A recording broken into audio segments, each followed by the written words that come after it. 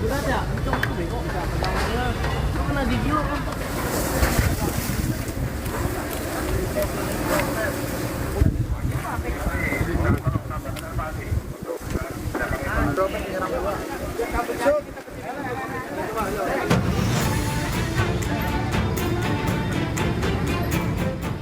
gudang plastik produksi perlengkapan rumah tangga dan mebel di kawasan Jalan Panjang Kebonjeruk, Jakarta Barat terbakar. Kebakaran diduga terjadi karena korsleting listrik. Akibat kejadian ini, warga di sekitar lokasi sempat panik karena kebakaran berada di permukiman padat. Kalau saya lihat dari atas, karena saya kerja di sini samping, jadi kulihat sudah ada api, aku teriak-teriak langsung, makin lama makin besar. Itu apa sih Bu yang kebakar Bu? Ini pabrik mebel, ada bahan kasur, bantal gitu sama lemari-lemari. Api sulit dipadamkan karena kencangnya hembusan angin serta banyak material mudah terbakar di lokasi. Selain itu, petugas juga sempat kesulitan mencari sumber air di sekitar lokasi. Kebakaran ini merupakan tempat usaha ya, semacam home industry atau gudang. Sangat menyulitkan karena apinya sangat besar dan asapnya cukup tebal sekali gitu. Belum tahu, cuman tadi sementara dari informasi yang punya rumah itu listrik kemarin habis dibetulin. Gitu. Tidak ada korban jiwa maupun luka dalam kebakaran tersebut. Api baru dapat dipadamkan petugas 2 jam kemudian setelah 19 unit mobil Dinas Pemadam Kebakaran Jakarta dikerahkan ke lokasi. Dari Jakarta, Rizky Falufi, iNews melaporkan.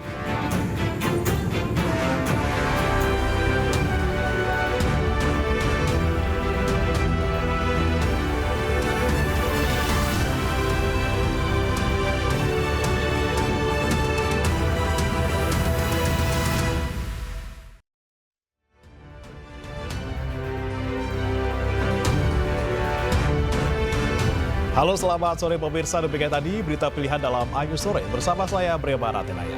Kita awali iNews Sore hari ini dengan informasi Presiden terpilih Prabowo Subianto memberikan pembekalan kepada para calon menteri di Hambalang, Bogor, Jawa Barat. Rencananya pembekalan akan berlangsung selama 2 hari.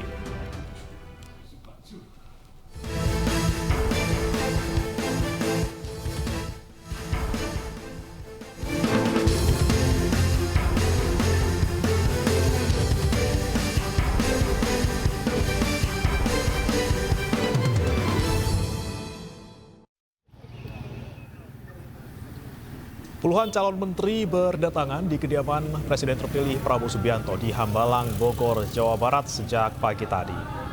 Setidaknya ada 59 calon menteri yang diundang untuk mengikuti pembekalan. Pembekalan sendiri dilaksanakan mulai pukul 8 pagi dan rencananya akan berlangsung selama 2 hari hingga Kamis esok.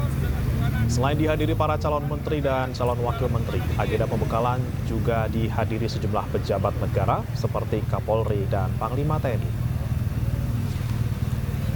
Persiapannya sedikit Mbak Mutia, sedikit persiapannya maju Mbak, ini pembekalan 2 hari begitu ya Mbak ya? 2 hari. 2 hari, berarti nanti nginep atau seperti apa Mbak? Belum tahu nanti lihat. Mbak ada baju khusus nggak sih Mbak? Baju putih, disuruhnya baju putih ya Mbak ya? Makasih ya teman-teman ya. Iya, terima kasih. Ada pembekalan tapi belum tahu nanti seperti apa ya. Jadi kita siap datang kerja, nanti kita dengerin arahan dari. Dijadwalkan jam berapa Pak? Jam 7:30 diminta sudah kumpul ya. Sampai jam 19, jam 7 ya. Ini nginep atau gimana Pak? Belum tahu, tapi kalau nginep kan disediakan. Persiapan yang di perlengkapan disuruh bawa apa aja? Ada sepatu khusus atau baju olahraga? Baju olahraga mungkin? Ya, baju putih, terus ya obat-obatan seperlunya mungkin kan takutnya kecapean. Untuk tema hari ini geopolitik segala macam itu udah dikasih tau belum Pak? Oh belum dikasih tahu ya. Tapi Bapak prepare buat kayak camping gitu atau enggak sih Pak? Enggak ya Pak, arahannya berarti untuk hari ini aja ya? 2 hari sih, 2 hari. Cuman belum tahu Nginep atau tidak? temanya apa, segala macam belum ada. Berarti ini hanya calon menteri aja apa sama wamen juga? Saya belum tahu. Oh belum tahu juga ya Pak. Oke, baik, makasih ya Pak. Sementara itu, di bagian dalam kediaman Presiden terpilih, sejumlah calon menteri terlibat perbincangan dengan Prabowo Subianto. Ada juga Wakil Presiden terpilih Gibran Raka Buming Raka. Momen ini terjadi sebelum dimulainya acara pembekalan pada pagi tadi. Mereka kompak mengenakan pakaian berwarna putih hitam.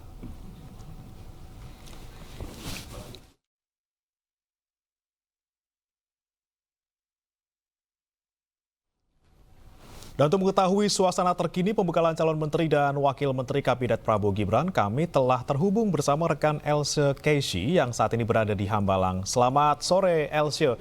Bagaimana situasi terkini di sana dan apakah sudah ada pergerakan? Kira-kira kapan pembekalan akan selesai dilakukan?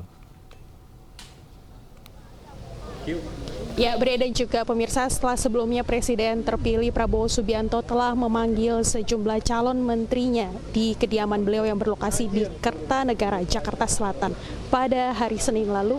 Hari ini pada hari Rabu, Prabowo Subianto kembali memanggil sejumlah tokoh publik dan juga pejabat yang digadang-gadang akan menjadi calon menteri dan juga wakil menteri untuk mengisi kabinet beliau yang akan dilantik pada 20 Oktober mendatang. Adapun hari ini acara memang beragenda pembekalan para menteri yang dimulai sejak pukul 8 pagi dan hingga saat ini acara masih berlangsung. Dan pembekalan menteri ini berisikan sejumlah narasumber internasional yang membawa sebuah materi, umumnya disampaikan melalui Zoom atau secara online, secara daring, dan nantinya para menteri akan melakukan diskusi terkait dengan topik-topik tersebut. Tentunya hal ini terkait dengan percepatan pembangunan menjelang Indonesia Emas yang akan terjadi pada tahun 2045, dan tentunya sejumlah topik yang dibahas pada pertemuan hari ini antara lain adalah terkait dengan geopolitik, kemudian membahas terkait dengan percepatan dan juga peningkatan gross domestic product atau GDP, kemudian juga membahas terkait dengan seperti apa peningkatan entrepreneurship dan juga sumber daya masyarakat di Indonesia. Dan menurut informasi yang kami dapatkan, hari ini pertemuan akan berlangsung hingga pukul 18, kemudian akan dilakukan nanti tanya jawab, mungkin acara akan selesai hingga pukul 19. Dan Bre dan juga pemirsa, seperti Anda dapat saksikan di layar kaca Anda, kami para awak media juga masih menunggu. Kami telah hadir di sini sejak pagi hari tadi sekitar pukul 6, dan memang acara ini berlangsung secara internal sehingga kami hanya diperbolehkan untuk menunggu di luar gerbang dari kediaman Prabowo Subianto sementara acara berlangsung di dalam aula acara beliau. Sementara itu kami mendapatkan informasi terbaru juga bahwa nantinya akan ada keterangan pers yang akan diberikan oleh pihak pelaksana, kemungkinan adalah dari pihak Partai Gerindra, tapi terkait dengan siapa yang akan memberikan informasi terkini tentunya kami masih akan mengkonfirmasi lebih lanjut apakah akan diberikan informasi atau keterangan pers oleh pihak Partai Gerindra atau oleh pihak-pihak lainnya. Terkait dengan jam kapan akan dilakukan keterangan pers ini juga kami masih menunggu konfirmasi lebih lanjut, dan sejauh ini yang kami dapat laporkan adalah total para menteri atau calon menteri yang menghadiri pembekalan ini adalah sejumlah 59 orang. Tentunya kami akan melaporkan kembali kepada Anda seperti apa pertemuan pembekalan para menteri yang masih berlangsung hingga saat ini. Kembali kepada Anda, Bre, di sini. Baik, terima kasih Else Casey melaporkan langsung dari Hambalang, Bogor, Jawa Barat. Selamat bertugas kembali. Kita nantikan nanti ya ketika keluar di jam 18. Pemirsa, dari puluhan tokoh yang dipanggil Presiden terpilih Prabowo Subianto ke kediamannya di Jalan Kertanegara, Jakarta Selatan, belasan nama di antaranya adalah menteri di kabinet pemerintahan Presiden Jokowi. Menanggapi hal ini, Presiden Jokowi mengatakan bahwa keputusan yang diambil Prabowo telah melalui proses penilaian kinerja yang panjang sejak Prabowo berada di kabinetnya. Pertama, itu adalah hak prerogatif Presiden terpilih Bapak Jenderal TNI Purnawirawan Prabowo Subianto. Itu hak prerogatif. Siapapun yang dipilih, kita semuanya menghargai. Mengenai kurang lebih 15 atau 16 menteri di kabinet sekarang yang juga dipilih oleh Bapak Prabowo Subianto, itu juga saya kira melalui pertimbangan matang, melalui seleksi-seleksi, melalui pengalaman beliau bergaul, berinteraksi dengan para menteri selama 5 tahun. Dan memang hampir tim ekonomi yang ada memang, yaitu yang namanya keberlanjutan, yaitu.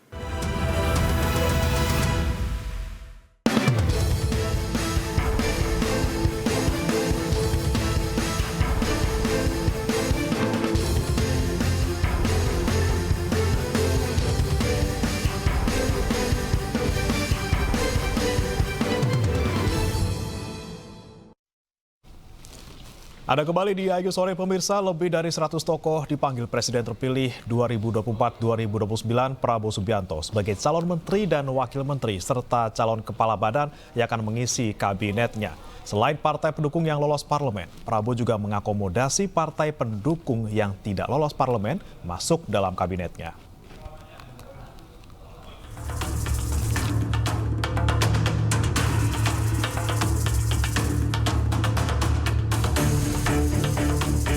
Lebih dari 100 tokoh dipanggil Presiden terpilih periode 2024-2029 Prabowo Subianto sebagai calon menteri dan wakil menteri serta calon kepala badan yang akan mengisi kabinetnya.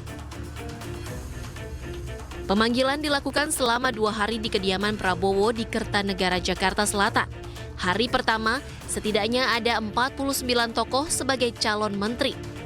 Sementara di hari kedua, ada 59 tokoh yang dipanggil sebagai calon wakil menteri atau kepala badan yang dipanggil Prabowo. Dari 100 lebih nama yang dipanggil, tidak hanya partai pendukung Prabowo yang lolos parlemen. Partai pendukung yang tidak lolos parlemen pun juga diakomodasi oleh Prabowo Subianto untuk masuk dalam kabinetnya. Meski demikian, menurut Ketua Harian Partai Gerindra Sufmi Dasko Ahmad, nama yang sudah dipanggil tersebut masih dinamis karena masih ada beberapa hari jelang pelantikan Prabowo Subianto. Mungkin masih ada 1-2 nanti yang dinamis sampai dengan tanggal 18 atau terakhir 19 itu mungkin masih ada beberapa pertimbangan-pertimbangan. Dari ratusan tokoh tersebut, selain wajah baru, banyak juga wajah lama yang sebelumnya sudah menjabat sebagai menteri di Kabinet Indonesia Maju era Presiden Joko Widodo. Tim Liputan iNews melaporkan. Dan pemirsa, untuk membahas informasi selengkapnya kami telah terhubung dengan juru bicara Prabowo Subianto Daniel Anzar Simanjuntak dan juga nanti akan bergabung menyusul bersama kami pakar politik Adi Praitno. Selamat sore Bang Daniel. Selamat sore Mas, Assalamualaikum. Waalaikumsalam. Bang Daniel, ini Bang Daniel lagi ada di Hambalang atau di Jakarta nih Bang Daniel? Saya baru kembali di Jakarta. Oh, baru kembali ke Jakarta. Jadi tadi pagi sudah ada di Hambalang, sekarang baru balik Jakarta ya Bang ya? Ya. Oke, Bang Daniel, ini pengen kita pastikan lagi nih, ini benar cuma 59 orang yang datang pembekalan hari ini di sana, Bang Daniel? Ya, jadi hari ini pembekalan itu diikuti oleh para calon menteri, ya, pembekalan terkait dengan berbagai hal yang ingin disampaikan Pak Prabowo kepada para calon menteri selama 2 hari ke depan sampai dengan hari esok. Jadi Pak Prabowo mengumpulkan semua calon menteri untuk diberikan pandangan-pandangan beliau terkait dengan fakta dan kondisi geopolitik dan geostrategis, itu sebagai landasan penting untuk membangun kesadaran bersama terkait dengan ancaman yang mungkin kita hadapi 5 tahun ke depan. Kemudian juga terkait dengan isu agenda pemberantasan korupsi, Pak Prabowo sangat concern membentuk pemerintahan yang bersih dari praktek korupsi, pemerintahan yang efektif dan efisien di tengah berbagai tantangan, di tengah upaya beliau melakukan kolaborasi yang merangkul banyak pihak. Di tengah upaya itu tentu ada tantangan terkait dengan efisiensi dan efektivitas, sehingga Pak Prabowo memberikan sebutlah wanti-wanti terkait dengan agenda pemberantasan korupsi, agenda pemerintahan yang bersih. Pak Prabowo nanti juga ada disampaikan terkait dengan AI itu oleh beberapa ahli terkait dengan AI dan teknologi, karena Pak Prabowo ingin menghadirkan tradisi ilmu pengetahuan, tradisi teknologi, tradisi perkembangan sains yang muktahir, sehingga para menteri memiliki pemahaman yang sama terkait dengan teknologi-teknologi masa depan itu, sehingga bisa diakomodir dalam kabinet nanti. Kemudian juga Pak Prabowo tentu memberikan pembekalan terkait dengan kebutuhan komunikasi dan birokrasi yang tadi saya sebutkan di awal, efektif dan efisien. Tapi dari 59 orang ini memang itu semuanya calon menteri yang Anda tadi sampaikan atau nyampur juga nih dengan calon wakil menteri dan juga calon kepala badan, Bang Daniel? Ya, calon menteri, calon kepala badan ya. Jadi hadir pada hari ini. Jadi nanti para calon wakil menteri akan diberikan pembekalan setelah pelantikan. Oke, ini 2 hari berarti pesertanya sama 59 orang. Apakah akan ada nambah lagi nih Bang Daniel? Karena kan kemarin yang dipanggil sama Pak Prabowo ke Kertanegara ada lebih dari 100 orang, Bang Daniel. Ya kan yang dipanggil total itu adalah para calon menteri, calon kepala badan, calon wakil menteri dan wakil kepala badan. Jadi tentu yang hari ini dihadirkan, yang bergabung adalah para calon menteri, para calon kepala badan. Ingat, ini semuanya calon.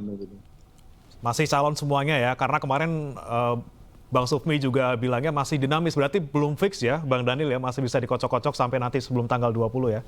Tentu, kan ini sangat dinamis, tentu juga Pak Prabowo kan kalau momentum beberapa hari ini adalah momentum evaluatif gitu kan, setelah kita paparkan ke publik terkait dengan para calon menteri, calon kepala badan, calon wakil menteri, dan calon wakil kepala badan, sehingga ada kesempatan publik untuk memberikan assessment, untuk memberikan tanggapan secara juga. Tentu Pak Prabowo memperhatikan semua tanggapan-tanggapan tersebut. Baik, nah saya penasaran nih, mau tanya ke Mas Adi. Mas Adi, selamat sore. Mas Adi, selamat bergabung di Ayu Sore. Selamat sore Mas, Bang Daniel. Baik. Sore.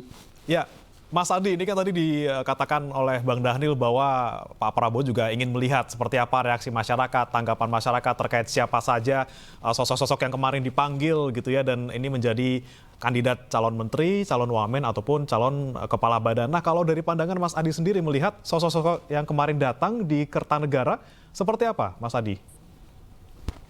Ya sebenarnya yang tahu persis apakah yang datang ke kediaman Prabowo Subianto definitif akan jadi menteri, wakil menteri atau kepala badan, tentu hanyalah Prabowo Subianto yang tahu, Mas. Yang lain kan hanya sifatnya menafsirkan.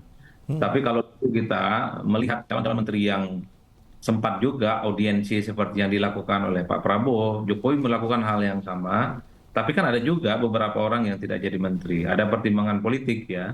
Tapi biasanya rata-rata yang tidak jadi menteri itu adalah mereka yang keluarnya lewat pintu belakang, bukan lewat pintu depan. Nah kemarin ini rumah Pak Prabowo rata-rata lewat pintu depan semua. Masuknya lewat depan, keluarnya lewat pintu depan. Yang rata-ratanya sepertinya memang hampir bisa dipastikan ya mayoritas mereka akan diumumkan sebagai menteri atau wakil menteri termasuk kepala badan ya.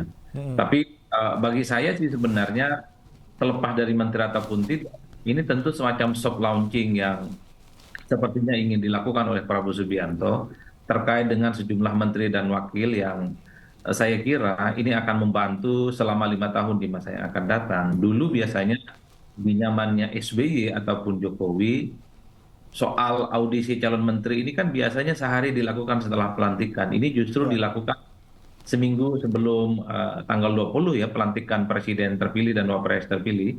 Jadi ini tentu adalah satu tradisi yang baru di mana Prabowo sepertinya mencoba untuk menyampaikan pesan kira-kira calon menteri dan wakil menteri yang nantinya akan diumumkan ini apakah akan ada feedback dan masukan dari masyarakat secara umum. Kan sudah mulai muncul pertanyaan kritis ya. Sebagian besar misalnya adalah menteri dan wakil menteri yang dinilai memang punya rekam jejak, punya kapasitas, kader-kader terbaik di partai.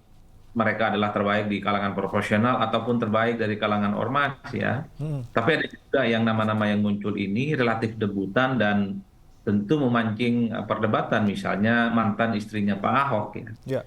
Bertanya atas dasar apa kemudian beliau itu dipanggil. Mengingat beliau itu selama ini rekam jejak misalnya tidak pernah terrecord sebagai aktivis, tidak pernah terrecord sebagai mungkin ya pejabat publik yang bisa dilihat rekam jejaknya sebagai pejabat publik. Atau misalnya ketika ada sejumlah artis seperti Raffi Ahmad ataupun Gus Miftah misalnya, itu kan menjadi tanda tanya, termasuk Babe Haikal.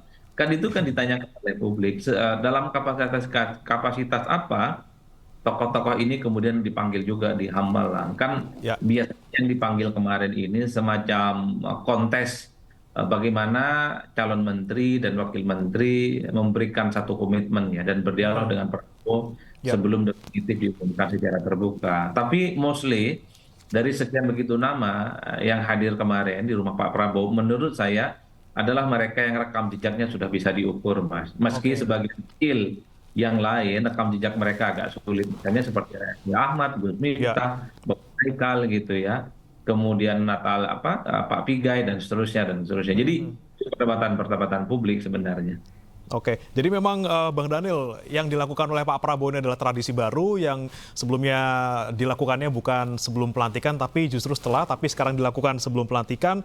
Ini sebenarnya untuk cek ombak sebenarnya atau seperti apa sih Bang Daniel? Dan apakah hal ini juga efisien nantinya? Kan mereka yang hari ini sudah pembekalan, tapi nanti kemudian dikocok ulang lagi. Apakah butuh pembekalan lagi nanti Bang Daniel? Ya, yang jelas ini kan sebenarnya kalau bagi kami yang di internal Pak Prabowo ini adalah tradisi biasa bagi Pak Prabowo. Memang pembekalan sebelum masuk ke arena dalam tanda kutip arena pengabdian itu Pak Prabowo selalu mengumpulkan, melakukan pembekalan, mempersamakan persepsi, membangun kekompakan tim dan macam-macam. Nah itu yang selalu memang jamak dan selalu dilakukan oleh Pak Prabowo ketika membangun tim atau melepas pejabat-pejabat publik yang beliau bina, termasuk dalam semua palagan pengabdian. Jadi ini hal yang biasa dan yang jelas kalau nanti ada tiba-tiba ada kocok ulang, ada dinamika, ada yang tidak bersesuaian, misalnya ada juga yang tanggapan publik kemudian mungkin tidak terikot oleh Pak Prabowo dan tim kecil, tapi kemudian ketika dihamparkan tokoh-tokoh ini kemudian ada record ternyata, nah itu kan bisa menjadi evaluasi bagi Pak Prabowo dan tim kecil beliau. Dan positifnya tentu kebermanfaatan terkait dengan model yang sedang dilakukan Pak Prabowo itu ini ada seperti itu. Tidak ada kesempatan publik untuk memberikan tanggapan, evaluasi dan sebagainya. Baik, Bang Daniel, ini kan yang bisa dilihat masyarakat kan yang lewat jalur depan di pintu depan ceritanya yang kemarin pada datang ke Kertanegara. Nah, kalau tadi Mas Adi bilang ada yang lewat jalur belakang, ini bagaimana nih Bang Daniel? Sudah ada yang masuk, mungkin tadi ada Pak BG yang katanya disebut ini utusannya PDIP, seperti itu Bang Daniel? Di mana itu maksudnya? Di Hambalang? Di Hambalang hari ini, ya hari ini tadi pagi Pak BG. Ya, yang jelas nanti tentu terkait dengan itu biarlah Pak Prabowo yang menjawab pada waktunya. Jadi pada hari ini tentu proses seleksi masih terus berlangsung sebenarnya, walaupun pada tahap yang sangat akhir. Kira-kira kalau di tentara ini pantohir gitu, kira-kira. Baik, saya mau ke Mas Adi. Mas Adi, ini kan ada belasan calon menteri yang juga saat ini masih menjabat sebagai menteri di kabinet Pak Jokowi dan diperkirakan masuk kembali di kabinetnya Pak Prabowo. Anda melihatnya seperti apa nih, Mas Adi? Memang dari Pak Prabowo yang memang mempertimbangkan sendiri atau memang ada dalam tanda kutip diskusi dan juga mungkin pembicaraan dengan Pak Jokowi? Ya, saya kira memang sulit untuk bisa membantah bahwa mayoritas menteri Jokowi kembali dipercaya untuk menjadi menterinya Prabowo ini bagian dari isu keberlanjutan yang kemudian direalisasikan.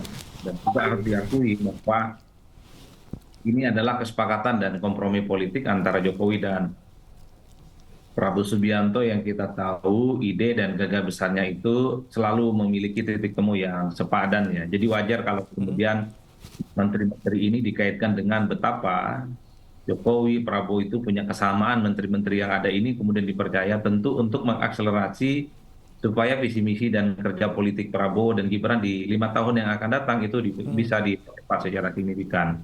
Bahkan ada istilah yang lebih ekstrim, wah ini kan kabinet rasa Jokowi. Itu kan untuk menegaskan betapa ada sekitar kurang lebih 16 menterinya Jokowi, kemudian kembali jadi menterinya Prabowo. Tapi bagi saya begini ya, terlepas apapun kesepakatan politik, di situ juga adalah orang-orang yang teridentifikasi sebagai orangnya Jokowi. Satu hal Mas ya, bahwa pertanggal 20 Oktober tak ada lagi cerita itu kabinet rasa Jokowi. Karena sekalipun menterinya adalah orang yang dekat dengan Jokowi, dulu pernah membantu Jokowi, atau yang selalu tegak lurus dengan Pak Jokowi, per tanggal 20 Oktober nggak ada cerita.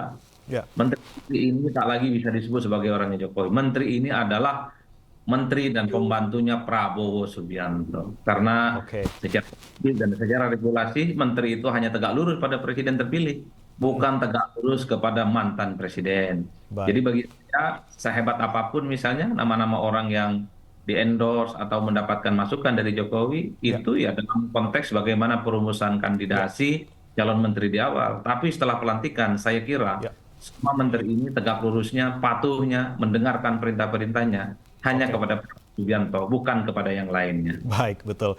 Baik, saya terakhir ke Bang Daniel nih Bang, sebelum kita menutup dialog kita hari ini. Bang Daniel, ini kan besok hari spesial nih untuk Pak Prabowo. Besok Pak Prabowo ulang tahun ini ya. Apa betul besok akan bertemu Bu Mega nih di hari spesialnya, Mas Daniel? Kita lihat saja besok, betul besok Pak Prabowo akan ulang tahun. Terkait dengan rencana pertemuan dengan Ibu Megawati, kita lihat saja. Yang jelas beliau berdua pasti akan bertemu sebelum pelantikan. Oke, tapi kan ini memang mepet lagi nih Mas ya. Kita ngomongin soal pelantikan tanggal 20, mungkin juga besok tanggal 17, 18, 19. Nah, kira-kira nih untuk kabinetnya Pak Prabowo, sudah siapkan slot untuk PKS dan PDIP juga Mas? Sebelum pelantikan PKS ada loh, kalau diperhatikan baik-baik PKS itu sudah ada. Jadi yang dipanggil-panggil kemarin itu ada PKS. Cuman media kurang jeli mungkin lihatnya. Mungkin lewat pintu belakang mungkin Bang Daniel, karena kita nggak lihat. Nah, kalau di Rumah Kertanegara itu nggak ada pintu belakang. Gitu. Pintu belakang itu udah tembok langsung, jadi pasti lewat pintu depan. Oke, baik. Terima kasih Bang Daniel Anzar Simanjuntak, juru bicara Prabowo Subianto, dan juga terima kasih Mas Adi Praetno, pakar politik, sudah bergabung bersama kami di AIG Sore. Selamat sore. Waalaikumsalam. Selamat Bang Daniel.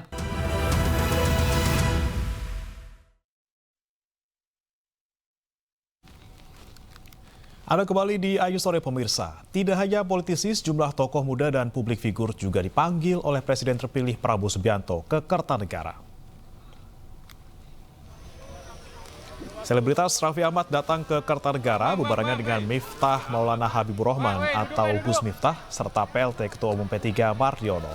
Raffi Ahmad mengaku ditugaskan membantu kabinet pemerintahan Prabowo di bidang generasi muda dan seni. Mas Topik nih, Topik. Sementara itu pemirsa, pebulu tangkis peraih medali emas Olimpiade Taufik Hidayat juga hadir ke Kertanegara dan diminta membantu kabinet Prabowo di bidang olahraga. Dan selain Taufik Hidayat, ada juga selebritas sekaligus anggota Dewan Pembina PSI, yaitu Giring Ganesha, yang mengaku diminta untuk membantu Presiden terpilih Prabowo Subianto untuk menjadi super tim dalam kabinet pemerintahannya. Bang Giring. Saya sama ada beberapa senior-senior juga, jadi memang hari ini saya dipanggil sama Bapak Presiden terpilih, Bapak Prabowo, untuk membantu beliau pastinya untuk membantu negara dalam bidang yang saya kuasai. Pastinya kisaran karena saya pengusaha, generasi muda, kira-kira pekerja seni, dan juga kreatif, ya kurang lebih itulah. Tapi nanti selebihnya biar Bapak Presiden terpilih yang mengumumkannya. Terima kasih. Jadi belum tahu nih, Jadi belum tahu nih, Kebetulan beberapa tokoh juga nasional dan diberikan arahan langsung. Luar biasa sekali Pak Prabowo, Bapak Presiden terpilih, benar-benar jelas arahannya seperti apa, pembagian tugasnya jelas, dan juga kata kunci adalah karena ada tugas besar ini kita harus bekerja sama sebagai satu tim yang solid, itu sih. Sudah ada arahan untuk di posisi apa, Mas? Nanti ya, biar Pak Prabowo aja yang jawab, Bos. Mas, ya. Tapi waduh luar biasa nih, saya tidak akan melupakan momen ini seumur hidup saya sih. Karena yang jelas tadi Pak Prabowo jelas duduk langsung kasih arahan dan menyebutkan bahwa kita harus menjadi super tim yang besar, kita harus menjadi tim yang solid. Itu sih. Maaf ya, saya ada. Sejauh ini Anda satu-satunya wamen yang public figure artis juga nih. Udahlah. Tanggapannya? Itu, makasih. Makasih, Mas Giring. Panggil sama Pak Prabowo, saya diminta untuk membantu di kabinetnya beliau dan sesuai dengan bidangnya. Ya saya sebagai Menteri Hukum. Saya sebagai atlet, di mananya nanti arahan dari beliau aja. Saya nggak tahu deh, nanti beliau yang paham di mana dan saya pasti akan ikut. Tadi pertanyaan Pak Prabowo atau diskusi dari Pak Prabowo? Pertanyaan Pak Prabowo atau diskusi Pak Prabowo? Diskusi aja, siap membantu beliau, ditempatkan dimanapun saya siap. Nanti beliau yang akan mengumumkan sendiri. Beliau ada pesan-pesan khusus PR tentang olahraga atau gimana? Ya untuk ditingkatkan lagi prestasi olahraga. Itu. Berarti khusus Wamenpora ya? Saya kan nggak tahu juga dari mananya. Nanti kan bisa bisa semua orang kan bisa meningkatkan olahraga juga. Yang jelas bukan wakil menteri. Jadi Bapak perintahkan untuk lebih banyak fokus di bidang moderasi, toleransi dan semacamnya. Jadi walaupun kita berangkat masuk ke beliau bersama-sama, tetapi dengan tugas bidang masing-masing. Dan juga bukan dalam bentuk badan ya Pak ya. Tapi yang jelas ada amanah presiden yang kemudian saya diperintahkan untuk lebih fokus kepada masalah toleransi dan moderasi. Utusan khusus presiden berarti apa?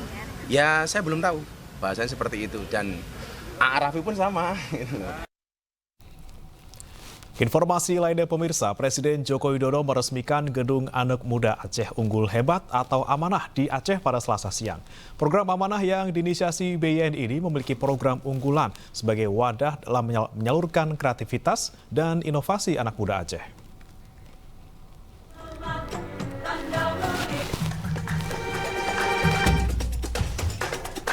Kami pandu dalam hitungan 3, 2, 1.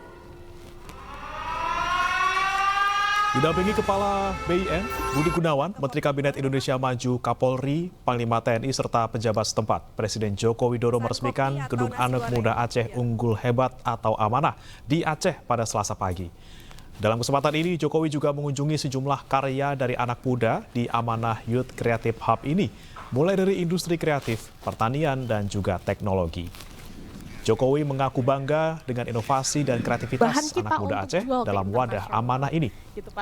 Menurutnya ini akan menjadi lompatan besar dan meningkatkan pertumbuhan ekonomi, khususnya di wilayah Aceh.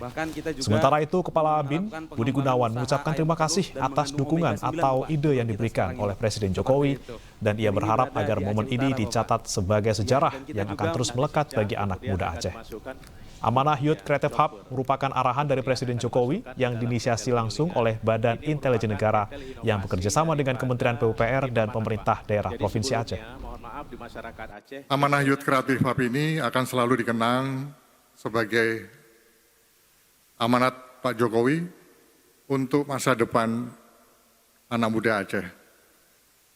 Mereka melihat melalui amanah ini membawa harapan akan masa depan mereka untuk lebih makmur, lebih sejahtera, dan lebih maju. Insya Allah program amanah ini harus terus bisa berkelanjutan. Mengapresiasi inisiasi dari BIN, Badan Intelijen Negara yang telah menyiapkan ini, dan kita harapkan di semua provinsi nanti ada Creative Hub seperti ini. Pemirsa, calon wakil gubernur nomor urut 3 Rano Karno atau Sidul menghadiri BIMTEK Relawan Abah for Sidul di Jakarta. Rano yakin pasangan Mas Pram dan Sidul menang jika didukung oleh relawan Abah dalam Pilkada Jakarta.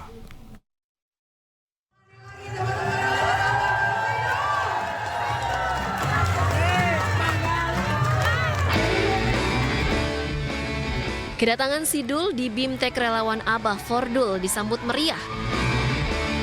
Para relawan Abah ini menyambut riuh kedatangan Sidul di sebuah hotel di kawasan Jakarta Barat. Mereka tidak menyia-nyiakan untuk berjabat tangan saat Dul menghampiri para relawan. Acara ini juga dihadiri Ketua Tim Pemenangan Calontong yang sempat berpidato dengan gaya jenaka. Dalam pidatonya, si Dul mengakui yakin menang jika pendukung Abah atau Anies Baswedan merapat ke pasangan Pram dan Dul. Sebagai tanda pembukaan BIMTEK, si Dul menyematkan topi ke para perwakilan relawan Abah. Ya, artinya tentu dengan BIMTEK ini kan teknis sebetulnya. Cuman di luar teknis, pasti mereka akan melakukan sosialisasi. Untuk apa? Ikut pilkada. Ya minta maaf kemarin kan mungkin terdengar untuk memilih 3 supaya ya itu kan sayang gitu. Buat apa kita datang ke TPS kalau misal suara kita buang percuma. Nah jadi artinya inilah bagian juga BIMTEK yang dilakukan untuk lakukan sosialisasi kepada masyarakat. Sebelumnya, relawan Abah Fordul telah mendeklarasikan untuk mendukung pasangan Pramono dan Rano Karno. Mereka ingin suara anak Abah tidak terbuang sia-sia. Dari Jakarta, Endang Priyono, iNews melaporkan. Calon Wakil Gubernur nomor urut 1 Suswono belusukan ke rumah warga di bantaran rel kereta di Kelurahan Rawabuaya, Jakarta Barat. Dalam belusukan ini, Suswono menegaskan komitmennya untuk menata ulang kondisi lingkungan yang dikenal kurang layak huni.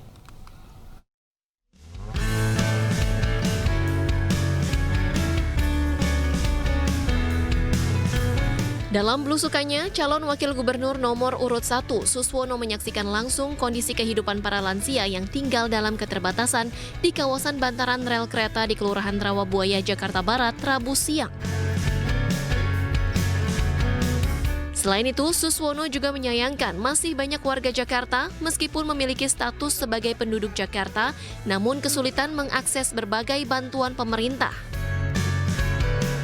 Melihat kondisi ini, Suswono menegaskan komitmennya untuk menata ulang kondisi lingkungan di sekitar bantaran rel kereta yang selama ini dikenal sebagai kawasan kumuh dan kurang layak huni. Perlu ditata ulang ya. Nah, salah satu dari memang rencana kehadiran Pak Ridwan Kamil di Jakarta, ya perintah dari Pak Prabowo itu memang membenahi rumah-rumah kumuh. Ya, nah salah satunya rumah kumuh biasanya memang ada di pinggiran rel. Nah tentu ini yang akan ditata kembali. Kalau dari sisi keamanan sangat membahayakan, tentu ada alangkah baiknya ya dia bisa pindah ke tempat hunian vertikal.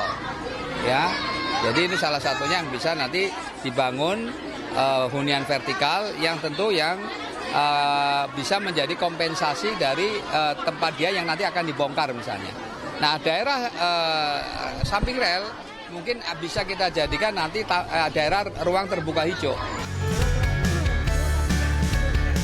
Dalam kesempatan ini, Suswono bersama Angki dan Dina memberikan bantuan gerobak UMKM Partai Perindo untuk masyarakat yang ingin membangun usaha.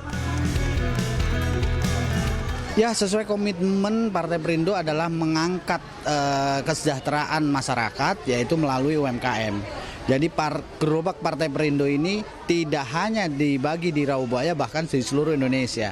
Jadi selain membagi gerobak, kita Partai Perindo juga melakukan pelatihan-pelatihan yang tentunya supaya pedagang-pedagang ini naik kelas. Dengan bantuan tersebut diharapkan dapat mendongkrak perekonomian warga agar lebih sejahtera dan warga yang kesulitan mendapatkan hak-haknya segera mendapat bantuan yang seharusnya mereka terima. Dari Jakarta, Rian Rahman, Seto Pratomo, iNews melaporkan.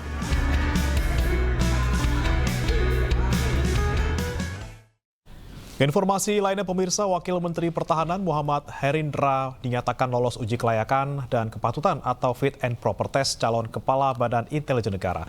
Selama 1,5 jam, Herindra menjalani uji kelayakan dan kepatutan yang digelar di DPR RI Senayan, Jakarta.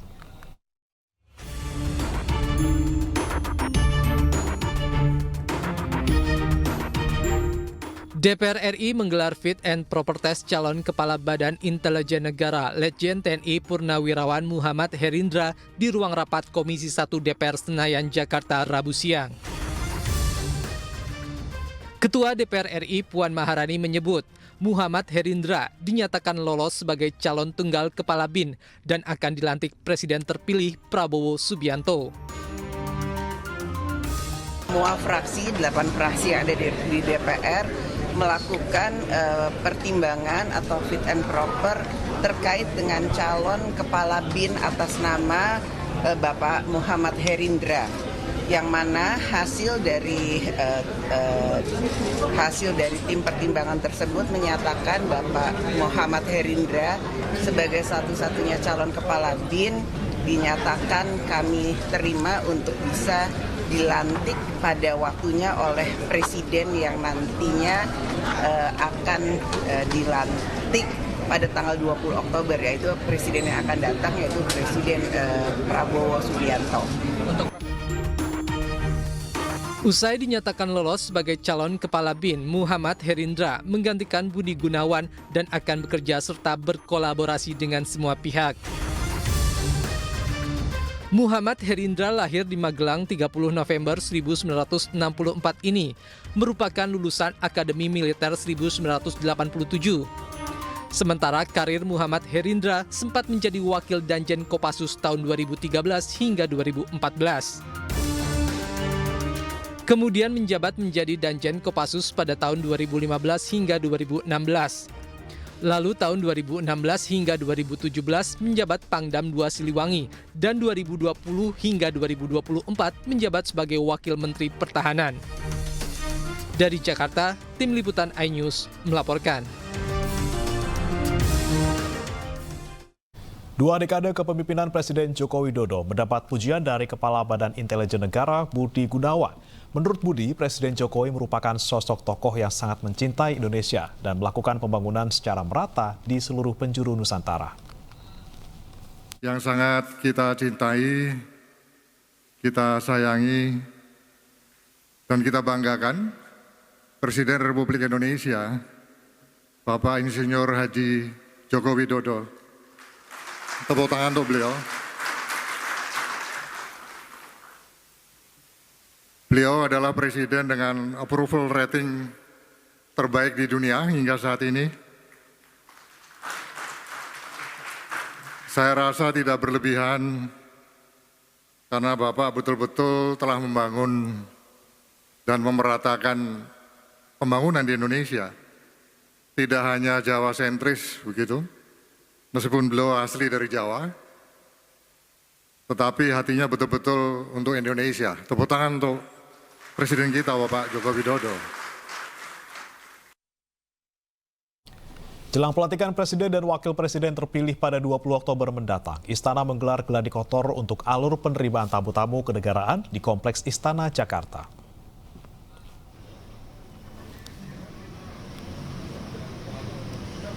Gladi ini digelar Rabu pagi yang diikuti jajaran protokoler dan pas pampres yang melakukan simulasi kedatangan dan kepergian rombongan tamu negara yang akan hadir pada 20 Oktober mendatang. Sejauh ini rencana rute yang akan dilalui yaitu rombongan kendaraan tamu negara akan masuk melalui pintu Istana Merdeka di Jalan Medan Merdeka Utara, lalu keluar melalui pintu Veteran 3, kemudian parkir di kawasan Monas. Sebaliknya rombongan kendaraan akan kembali masuk melalui pintu Veteran 3 untuk menjemput para tamu kenegaraan usai acara. Kedatangan tamu negara ke Istana Jakarta pada 20 Oktober mendatang untuk menghadiri rangkaian acara pasca pelantikan Presiden terpilih atau pisah sambut.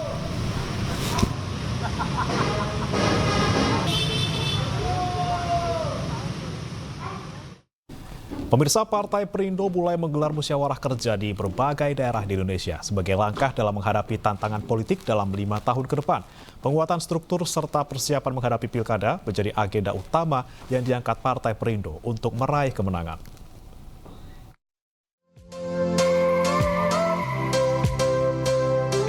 DPW Partai Perindo Provinsi Maluku menggelar musyawarah kerja wilayah bersamaan dengan perayaan 1 dekadenya di Kota Ambon. Muskerwil yang dipimpin langsung PLT Sekjen Partai Perindo Ferry Kurnia Rizkiansyah ini membahas semangat transformasi dan bangkit untuk Indonesia sejahtera sekaligus penguatan struktur dari tingkat DPW hingga ke tingkat DPC dan DPRT. Kegiatan ini juga dijadikan momentum untuk mempererat silaturahmi dan memantapkan langkah partai yang dipimpin Ketua Umum Angela Tanu Sudibyo. Kita harus punya kiat-kiat tersendiri dalam rangka untuk bisa membawa partai ini, terutama dalam menghadapi verifikasi partai di tahun 2027. Maluku adalah satu daerah yang strategis dengan berbagai sumber daya yang ada. Nah, oleh karena itu tentunya kami dari Partai Perindo punya komitmen di seluruh Maluku ini betul-betul harus maju. Di Sumatera Selatan, DPD Partai Perindo Kota Palembang menggelar musyawarah kerja daerah untuk persiapan kemenangan pasangan calon wali kota dan wakil wali kota Palembang nomor urut 1, Fitrianti Agustinda dan Nandriani Oktarina. Muskerda juga membahas langkah politik Partai Perindo sebagai persiapan dalam 5 tahun ke depan. Kami insya Allah akan bekerja nyata dan bahu-membahu untuk bisa benar-benar disupport oleh Partai Perindo dan memenangkan di 27 November nanti. Semua kader-kader Perindo siap untuk mendukung sepenuhnya all out Ibu Fitri Nandriani untuk pemenangan di 2025-2030 sebagai wali kota dan wakil wali kota terpilih. Langkah dan strategi Partai Perindo yang selalu bermuara pada meningkatnya kesejahteraan rakyat menjadi komitmen keberpihakan pada masyarakat. Tim Liputan iNews melaporkan.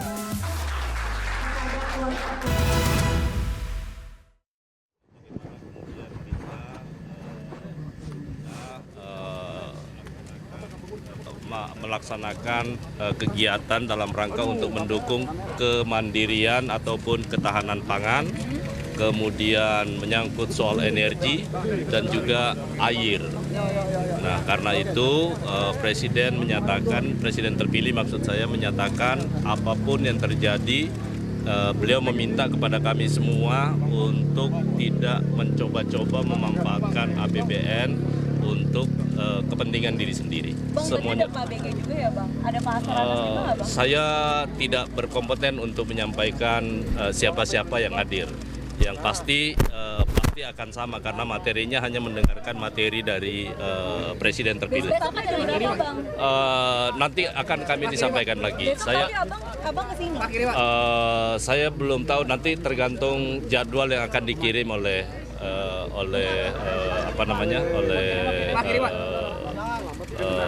panitia nanti ya. Tapi suasana di dalam happy, serius atau pada ngantuk, Bang?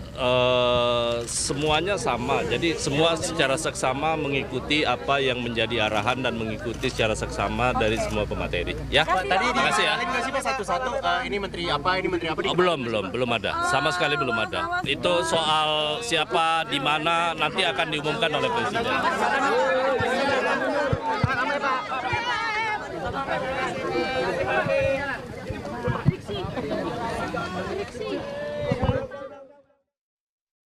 Bendungan Marga 3 di Kabupaten Lampung Timur kini telah dirasakan hasil positifnya oleh masyarakat, terutama bagi para petani. Jika sebelumnya hanya bisa sekali panen dan mendapat 4 ton gabah per hektar, saat ini sawah bisa dipanen 2 kali dengan hasil sebanyak 6 ton gabah per hektar.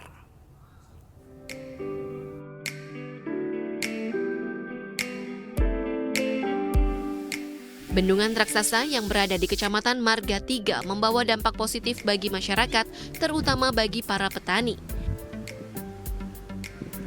Sejak diresmikan bulan Agustus lalu, bendungan kini menjadi solusi bagi petani untuk mengairi sawah yang sebelumnya kekurangan pasokan air saat musim kemarau.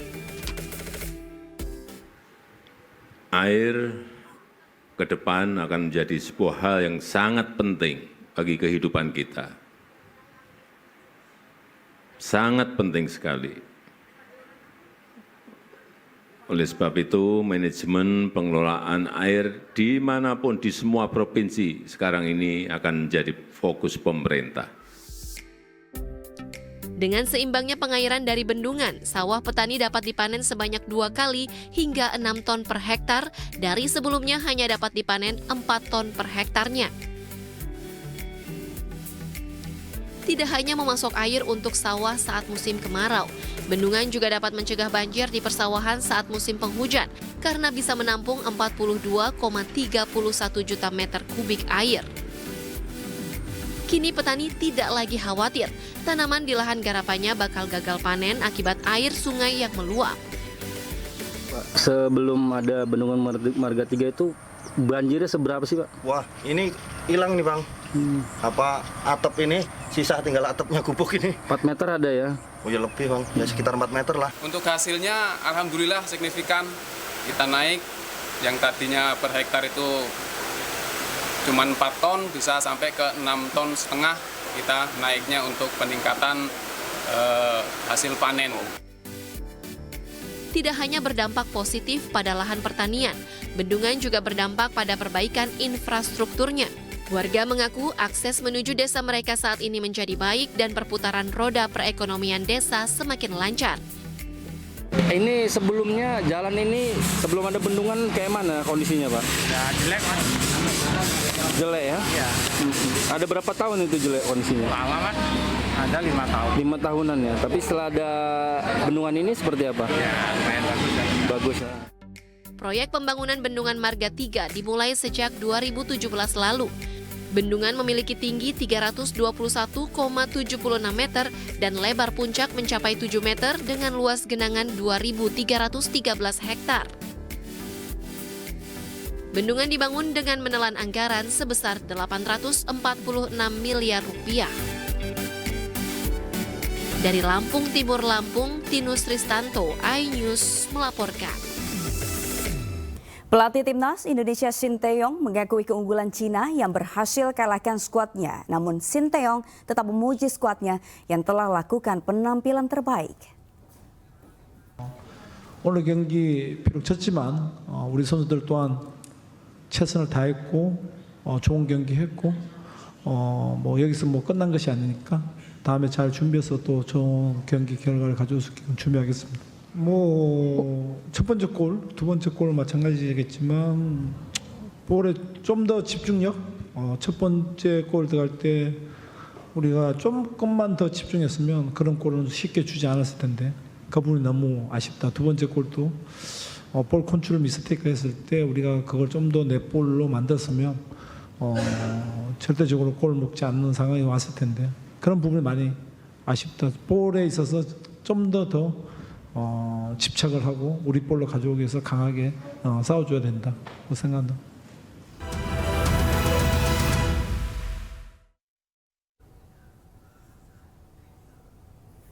Pemirsa, pimpinan MPR RI menyambangi kediaman Wakil Presiden ke-10 dan ke-12 Republik Indonesia Yusuf Kala Rabu sore.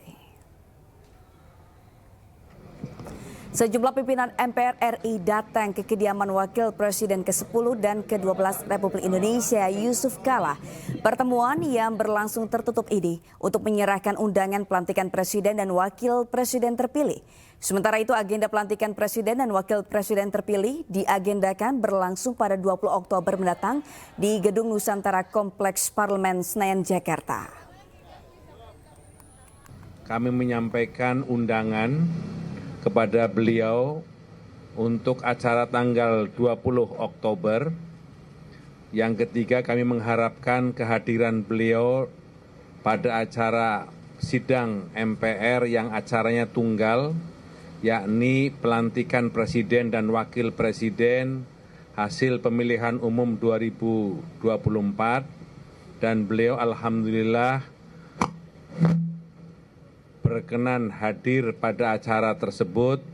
Tentu saja kami menyampaikan terima kasih atas perkenan dan kesediaan. Atas undangan untuk pelantikan Bapak Presiden dan Wakil Presiden.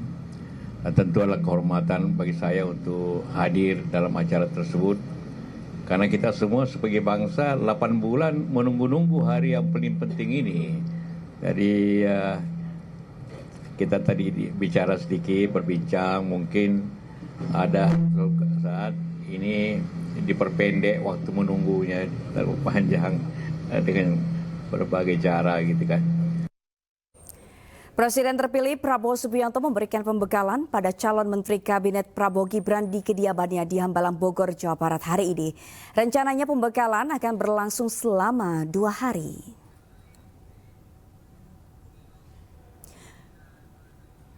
Puluhan calon menteri berdatangan di kediaman Presiden terpilih Prabowo Subianto di Hambalang, Bogor, Jawa Barat sejak pagi tadi. Setidaknya ada 59 calon menteri yang diundang untuk mengikuti pembekalan. Pembekalan sendiri dilaksanakan mulai pukul 8 pagi dan rencananya akan berlangsung selama 2 hari hingga Kamis besok. Selain dihadiri para calon menteri dan wakil menteri, agenda pembekalan juga dihadiri sejumlah pejabat negara seperti Kapolri dan Panglima TNI.